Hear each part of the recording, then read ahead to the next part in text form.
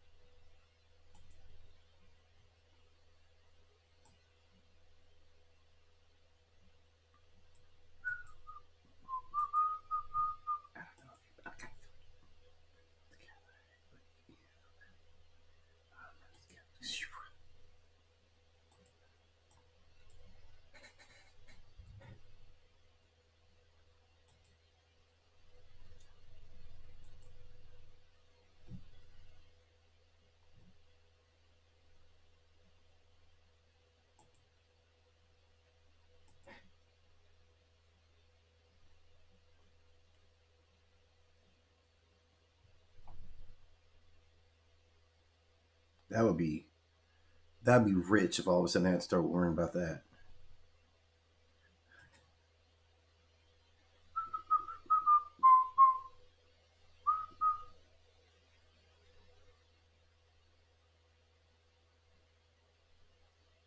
Oh yeah, this is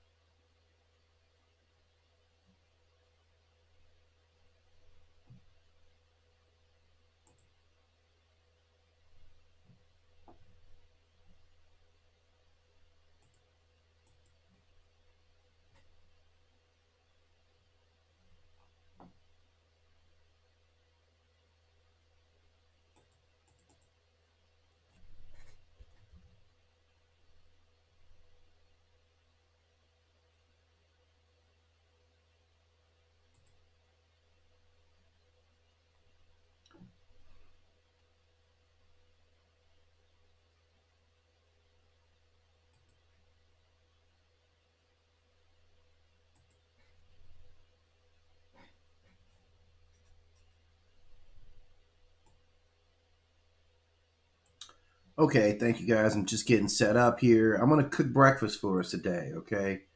Let me turn this music down. Okay, thank you guys for stopping in today, and I'm streaming a little bit early. I usually don't go on, this time of day. Well, I usually, come in like about 11:30. You know how it is sometimes, right? But this time I wanted to get in here like right now because I want to cook breakfast, man. I feel like I have an excellent myth lab for you guys today. Some that I put some effort into, man. Some that I just put a little bit of me in here, man. Like I'm just really laying it out for you guys right now. That like, you know, I just want you guys to appreciate to just appreciate that I'm here putting forth the effort. You know what I'm saying? Right? We're not always going to be perfect, but I care, man. You know what I'm saying? I put the care in mythology. That's kind of my role, right? I put the care in mythology. Okay, so today, why I feel particularly like up today is because the sacred cow triad, man. Like the cow on the strength of everything, right? The cow does not get the proper respect. Like we love the cow, we show love for the cow, but yeah, at the same time, man, sometimes we be treating cows wrong, right? But let's get into like I'm telling you, man, the cow goes back to some of our earliest mythology. Like a lot of our how we got here stories are cow related stories. I don't know if you guys are aware of this, right? But oh, let me turn off this banner that says I'm going to be on in a little bit because I'm already on, right? But that's what we owe to this cow creature, man. We owe some of our earliest roots, man. We owe, like, I'm going to nurture you guys, right? We owe, I'm going to be able to clothe you guys. Like, we owe a lot to the cow that I don't know if we're fully giving the cow, like, the full props that the cow should get, right? And I just want to say that. So I'm going to break down these cows here. We got a couple of really good figures here. We got Audhumla, right? We have Kamadhenu, right? Kamadhenu, and we have Hathor or Hathor. Now I'm trying to show you all these different cultures. So obviously, like my tongue is not as agile. Like I'm good, but I'm Western, right? And I do care and I do try, but out humla and then to go to Kamadhenu, it's gonna be difficult for a Westerner. And don't forget, we still can flip, we can run it, right? But right? We're all about that. But culturally, like man, you have to kind of retrain your mouth to try to hit these names. They don't just come off the tongue. So it's a different kind of like linguistic barrier there. But we're working through that too, right? But the important thing is that how we rep the cow says something about a lot of us in human form, like a lot of humans around the world have a reverence to the cow. And even now, man, I'm not going to joke about it, right? The cow is still very important to all of us. Like I don't eat a lot of like an overabundance of beef. But I'm saying, every now and then a steak is always good. And our love for cows is deep, man. Like you got to think all the good stuff for us that comes from cows, right? Like your dairy products, right? Like that alone is a whole industry, man. It's a whole industry built on cow, okay? And like an industry like cow dairy farms. I don't know about now, but I worked in an adjacent industry maybe about a decade ago, man. Like, and it was a support industry like in transportation and stuff, right? And they make a lot of money, man. Dairy farms make a lot of money, right? Like, and I don't want to get in conversations about farmers because I don't know. I'm just telling you what I saw. That the dairy haulers, like you were a dairy hauler, like a guy who had your own rig and you were kind of contracted or whatever. Like, in some of the biggest plants, man. Like I've seen some of these huge facilities where they're hauling dairy. Like there's an area in New Mexico where they do like the area is so laden with cattle. It's insane, man. It's insane. Now I'm not gonna make any arguments against like industrial farming and all that stuff, but I don't think cows supposed to live like that, man. That's where it kind of pained me a little bit because I'm down for the cows, man. I'm down for the cows. Cows have always been down for me. Obviously, you guys know I have a love and attachment to Hathor. So yeah, so I'll be speaking on the cows because I think the cows deserve to be spoken upon, right? So this is where we're at with the cow situation. This is where we're at. Like we love cows, like our whole dairy industry. Like I'm telling you, man, when I worked in that industry, like when you see these guys, like the difference in money. If you want to see which truck drivers are making money, look at what they rig look like, man. Like dairy haulers, their trucks be nice, man. I know because I was in the industry that sold them all this customization stuff for their trucks. They want their trucks to look good because they got money like that. They shiny like that. So dairy haulers, a lot of times, dairy haulers be like you flossed out the flossed out trucks are dairy haulers a lot of times. And the entire industry is built around like the city's built around. This is a real thing. Now the problem with industrial farming of cattle like that is don't nobody want to be around that smell because it's powerful. Like it's right. That's why I say I don't know if cows are supposed to be living like that. So there's that part, right? And then I grew up in a rural area. And I remember like passing I don't know if it was a dairy farm. I'm assuming it was a dairy farm. And my grandfather saying like, and smell them hamburgers, like referred to like, yeah, we're gonna eat some burgers later, like some cattle. So this is kind of like, and that's very important, like how much of our culture we is revolving around the cow, right? So there's this industry right here, which is like mad profits, a lot of money behind this, right? Then there's cows are also this, right? This is also like chocolate, right? Like chocolate. And I don't know about you guys.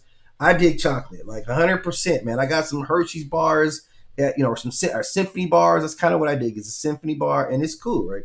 So from this, like I couldn't imagine not having chocolate cake. Like German chocolate cake was something my mother would always make as a kid, and it was like that was it, like this like rich chocolate cake, right? So this is a lot. Like, and here's the thing, like chocolate is essential to love. Like let's remember that part right there. Like when somebody's giving you chocolate because it mimics the sensations of love, eating chocolate is so powerful that it mimics love. That comes from the cow. right? We get love from the cow, and the cow is like, yeah, you eat this chocolate. That's why guys give it to you. Ladies, if you don't realize this is why they give you chocolate. So that if you eat the chocolate and you feel the same sensations of love, you now associate me with love, right? That's how it works. That's psychological programming 101. That's getting behind your psychological barriers 101 to create a sensation and then be the one associated with that sensation, right? That's why they gave you chocolate. It's brilliance and insidious all wrapped into one thing. Like it's brilliantly insidious. And that's the thing, right? Brilliantly insidious is what we see more often. So this is kind of where we at with chocolate, right? This is where we at with chocolate, which comes from dairy, which is of course cow, right? That's why it's so prevalent. It's getting even deeper. And then I'm going to break out these individual cows here. So I'm going to get to that part, but I want to cook you breakfast, right? So I want to cook you guys breakfast today. So I'm cooking breakfast right now, okay? So the other part of cow, and I just realized like cow's on the scene, like cow is on the scene, right? Cow is on the scene all the time, right? Cow's part of marketing programs. These are current marketing programs, right? I'm going to talk to you about cow representation starting 3,000 years ago, 4,000 years ago, and cows are still on the scene right now, crisp and clean with no caffeine, right? These cows are here telling you to eat more chicken, right? That's how modern cow is in our attachment and representation of cow. Love cow. We love you, cow. Like, and the bull is a whole different thing. The bull has a whole different thing because the bull is like, yeah, we're going to put you on some beer, right? The beer is going to make you act crazy. We put a bull on that, okay? And we're talk about that at a whole different time. But the cow's got a whole different like lane. The cow lane is laney, right? And this is who she is. So that allows us to kind of really understand our attachment to cow. And even if you don't eat cow, like if you're like, yeah, I'm going to listen to these cows and I'm going to get some Chick-fil-A. Even if you don't I don't eat a lot, right? But I do, right? I don't know how the cows feel about that, right? I'll have to work that out. But also, I'm like a lot of you guys can love leather, right? I love leather. Like seriously, man, like just the leather feel. This is my leather bound like notepad. Like, why do you need? The thing lasts forever, honestly. But you know what I'm saying? It feels good, right? I went someplace. I had a meeting the other day, and then like, oh, I really like your leather notebook, right? And everybody loves leather, so we feel in leather in this capacity, right? Which again is the cow skin. So this is how much we be crushing on the cow. This is a very old part of our culture, okay? So you see these three cows, and I'm going to break out how far each one of them goes back, how they relate to history, like right now, and why this matters. So this first one here, which is Audhumla, right? This is the Norse deity. She is Audhumla of Gingingap, right? If I'm saying that. Gingingap, which I just did like a short mythology on that yesterday. It's on the channel. I'll drop it in the... Am I going to drop it? Let me see if I can drop it. Because it's kind of a cool myth reading. Let's see where you at here. And, it's central to Norse mythology. Here it is. The first beginning. So this is kind of central to Norse mythology. Where's the link? Give me a link. And of course, it starts from the cow. So this isn't lost on me, right? None of this is lost on me. Share this in TikTok. So guys, you can check that link out. Like this is just my cow. Or this is just like the representation from Norse culture on the early cow roots, right? Like having a cow be central to it. And it's kind of a cool mythology as well. I think I did a good job on the reading of it. So this cow comes from the root of this word meaning, possibly they say rich hornless cow or abundant milker. Abundant milker is what this Norse interpretation of the cow is. She is a primordial nourishment. That's the role that she's gonna serve early on in their myth story, like how the gods get born. So she's the primordial cow. She's cosmic. She's about milk, ice, and sustenance. So they needed her, right? 100%.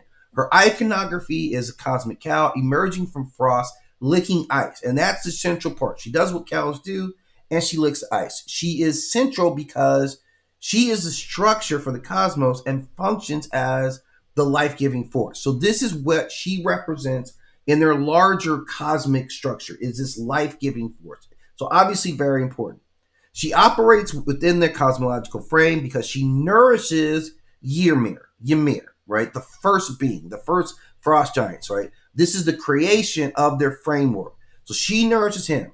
She sustains existence prior to any type of structured order. That's where she's at with it. Okay, so she functions as biological support system for early creation. Without her, there is none. She is the mechanism of emergence. She erodes the ice, so she licks the ice away, and as she's licking the ice away, she keeps revealing more and more of the earliest figures in their cosmology. All come from this process that she goes on, right? So this is why she is central and indispensable from Norse cosmologies. They have to bow down to this cause.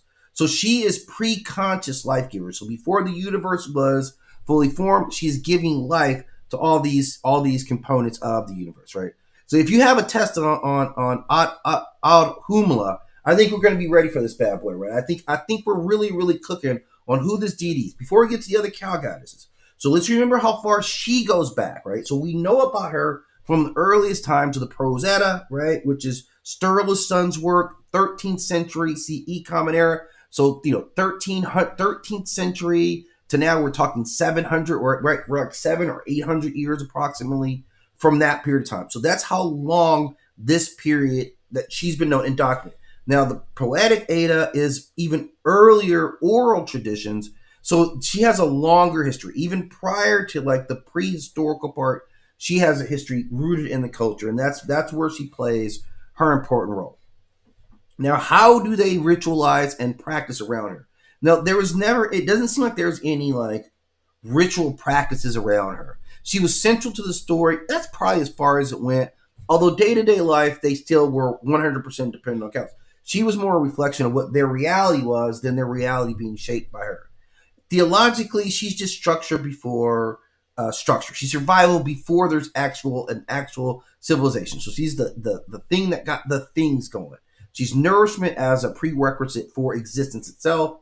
She is creation through environment, not necessarily will. So life begins not with power, but with sustenance.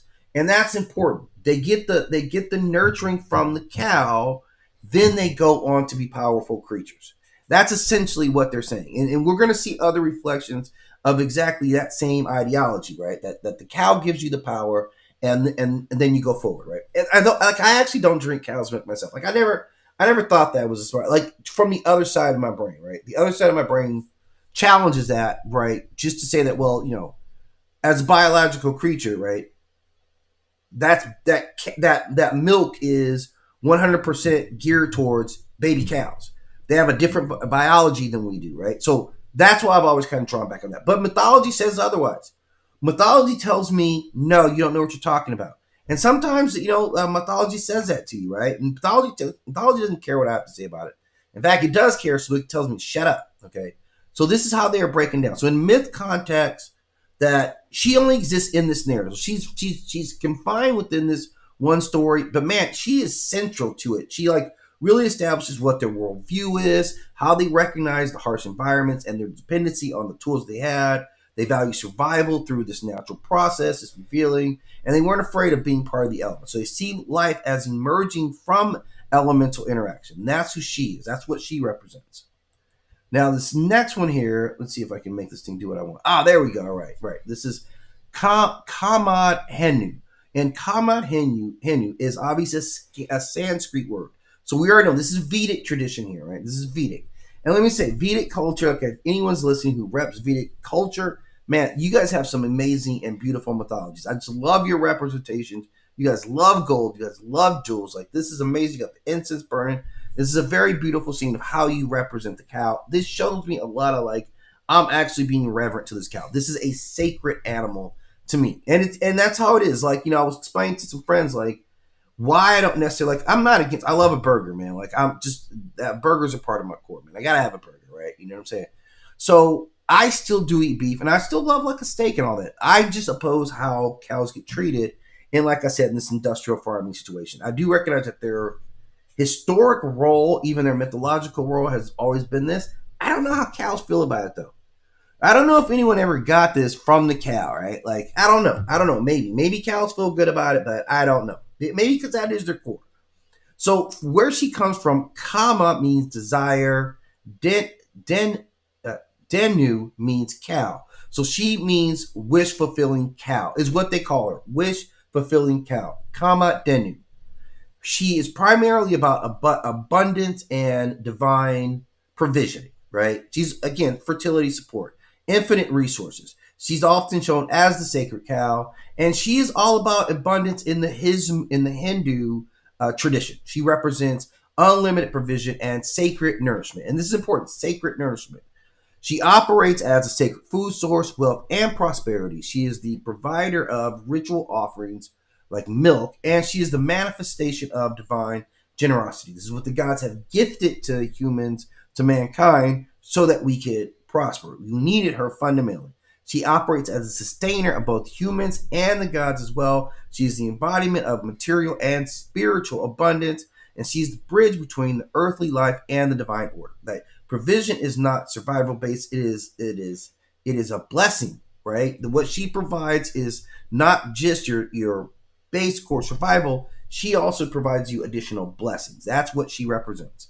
Now she goes all way back, like a Just Ice record. She's going all the way back. This is to the Rig Veda. So now we're talking even further back. We're talking 1500 BCE, whereas the previous one, Audhumla, was basically 800 years. Well, we're talking like 800, 700 years ago. This, we're talking 3,000 years ago, right? Now that we're talking like the Rig Veda and like later Puranic literature. And she's, obviously this is focused on the Indian, subcontinent. And she represents sacred and protected. She's central to the ritual economy. She's associated with the offerings of milk and clarified butter, which is G, agriculture and spiritual prosperity, reverence for cattle as divine resources. 100%. 100%. This is abundance of divine principles. Well, this is who she is. She is substance at a sacred exchange. This is the universe as it were providing for us. That is what she represents on the cosmic level. Life is not just sustained, life is literally enhanced, enriched with her, right? Dairy enriched, infused. So mythically, she's associated with the old sages, like the rishis. This is where she comes in. Mythically, she's linked to divine conflicts over possession. She's sometimes seen in cosmological events, like the churning of the ocean, like the early story where they're churning the ocean, right? They're like, yeah, and they put all that milk, and they come out with man, it would be like a sacred thing. I think they said they get cannabis out of this too. I'm not joking on that part. I believe that churning of the ocean was part of like how cannabis. But look, okay, I was hanging out with a lot of cannabis users back in that day. Maybe that's where I heard that mythology from. I'm not sure. I'm just simply telling you how it was broken down to me as I'm hearing these mythologies. So her cultural function is she that their culture values agricultural wealth, sees nourishment as sacred, and integrates economy with their spirituality. So she is a very giving deity, like their sacred deity, and adorned as such with all the accoutrement, right? Nothing better than a well-dressed cow. Like nothing better at all than a well-dressed cow, okay? So now we're going to move on to the last one, which is my favorite one. Like I haven't hidden that at all. That's Hathor, right? And Hathor is the Kemetic Egyptian interpretation of the sacred cow. Even though she plays other roles, let's not forget who Hathor is, right? She's a full-service deity who also includes love and beauty, and she can turn into Sekhmet and just kill everybody. So she represents all that. But the sacred cow is what we're talking about right now. And that name, the root of it, means house of Heru, which means could be throne, or that she is she nourishes Heru. That's an important component that we forget, is that she was central to his nourishment. Her symbol, of course, are the cow horns with the solar disc. That is who she is. You're a woman with cow horns or a full-grown cow. She's all that. She's one of the most prominent deities in the Egyptian Kemetic pantheon, and she embodies nourishment, fertility, and the sustaining force of life. And that was important. This is what Heru nourished upon before he had to go fight Set. And Set was the baddest dude out there, man. Set's one of the bad dudes out there, man. So if you need, you're like, man, I got to make sure I'm up. I got to get some nourishment from Hathor in order to go out there and dominate the way that he needs to be. So she is said, because of that, to be the mother of kings and gods. She is the provider of divine nourishment, milk of the gods, literally. She is the guardian of transitions, birth, death, the afterlife, and she operates as the cosmic mother. That's who she is. She's associated on every single one of those levels, right? So this is where Hathor's role is. She is central to emotional and physical sustenance. She is also the mediator between divine and human worlds, 100%.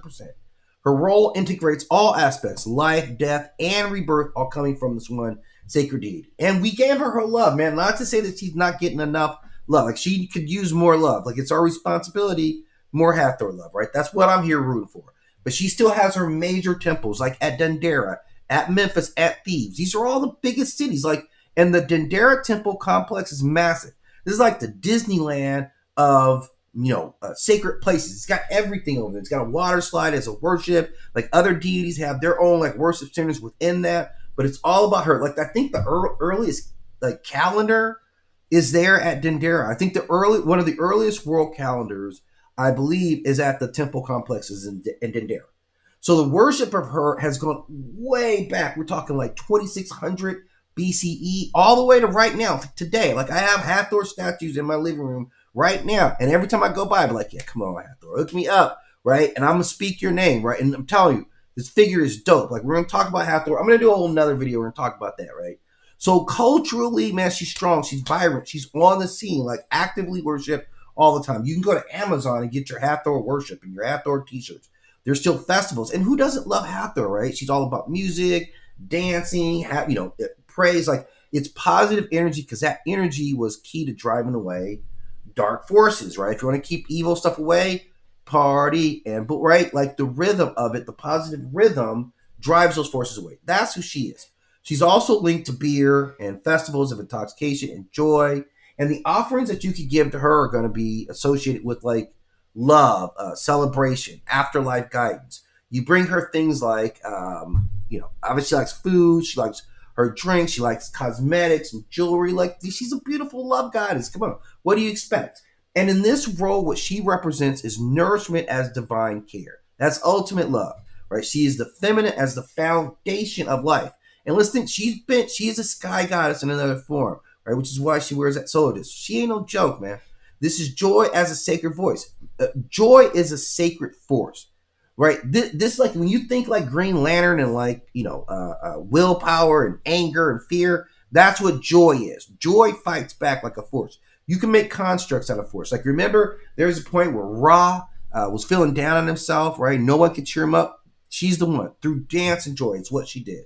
So mythically, she appears all over the place. She's also the Eye of Ra, which is like, yeah, don't play around here. She's destructive and restorative force. She's the mother of Horus in some mythologies, and she is the guide of the dead. And she's also Sekhmet, who you don't want it with. You do not want a problem with Sekhmet, right? So she's all that.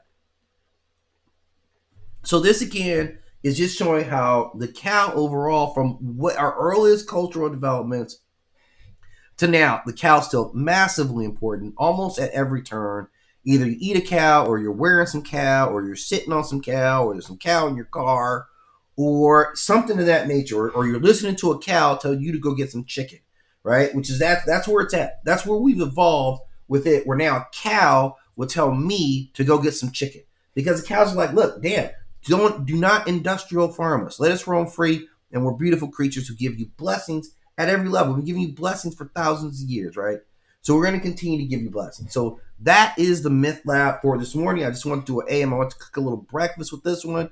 So I got this one in. I'll be back, probably around mid-afternoon for another like session where we do another round on breaking down some myths. So we'll cook some lunch for you guys too, right? That's what we're going to do. I'm going to cook you guys 3 solid meals today, all on my dime. 3 solid meals. All you guys got to do is watch and hit the like button.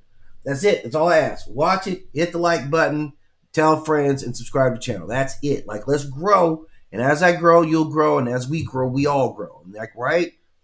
You call your friends, I call my friends. Then we can all be friends. And we can do this every weekend, right? Just wise words that I like to put out while we're talking about our mythology. So I'm going to step on out. I'm going to dip, but I will be back. Once again, I'm always thankful and appreciative of all of you stop in and do give me support. Definitely feeling it. Definitely going to turn into something.